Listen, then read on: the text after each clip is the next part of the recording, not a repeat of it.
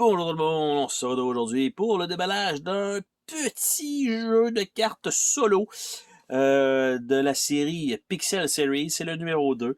On voit que ça a l'air un peu d'un Game Boy avec les petites touches, le visuel aussi, qui est plus...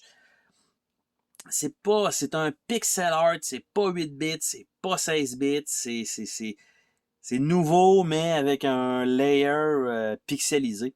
Et donc, le petit jeu de cartes, c'est vraiment une très petite boîte, comme vous pouvez voir. Donc, il n'y a pas grand-chose. C'est One Card Dungeon.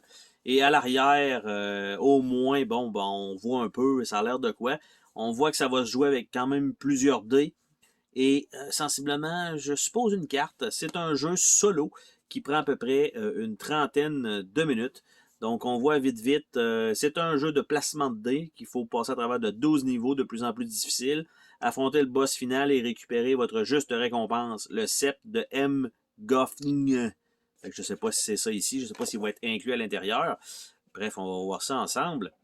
Donc, à l'intérieur de ça, nous avons un petit livret de règles. Donc ça, c'est toujours bien de voir tout ça.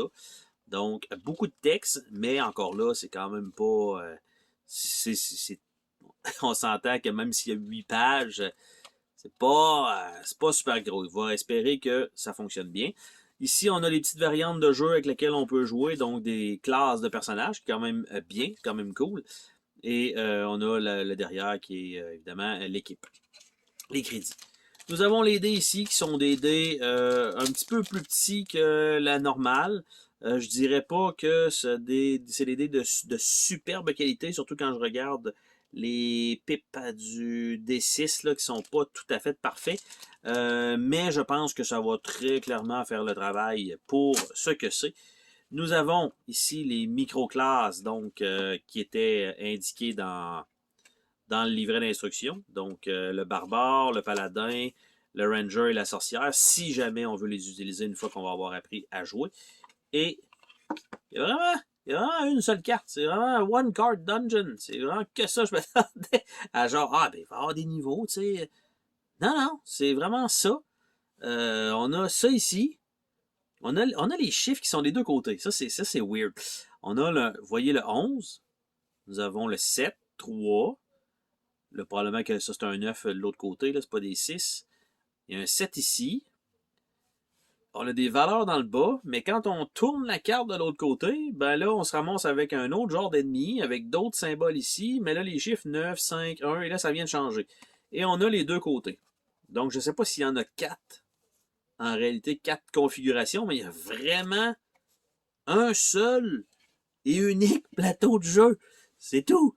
Il y a ça. Ces deux cartes-là servent dans la variante, okay? Parce que normalement, vous auriez que ça. Vous auriez que ça, avec ça, et ça, c'est tout, dans une boîte, là. C'est pas énorme comme matériel, mais encore là, c'est un jeu d'une dizaine de dollars, donc faut pas trop s'en faire avec ça, mais ça donne pas beaucoup de matériel, mais évidemment, comme j'ai dit, pour le prix, je pense que c'est correct. C'est honnête, on va dire ça comme ça. Ça pourrait peut-être, je pense que c'est 15$, mais ça aurait pu être 10$. Là. On s'entend, il n'y a vraiment pas grand-chose là-dedans. Ça pourrait presque être un print and play, on s'entend, là. On imprime le carton, puis ça ferait aussi le travail. C'est peut-être disponible en print and play, d'ailleurs. Mais c'est quand même... Je pense que le concept est intéressant. C'est surtout aussi s'il y a de la rejouabilité en réalité en arrière de ça, même s'il y a uniquement un plateau. Évidemment, pour un jeu solo de ce prix-là, on ne parle pas d'un jeu qui aurait valu 80$. Ça aurait été extrêmement décevant. Mais pour l'instant, je pense que ça me donne le goût de l'essayer puis de voir un peu si ça va tirer son épingle du jeu. Sur ça, on se dit à la prochaine pour une autre vidéo. Salut tout le monde!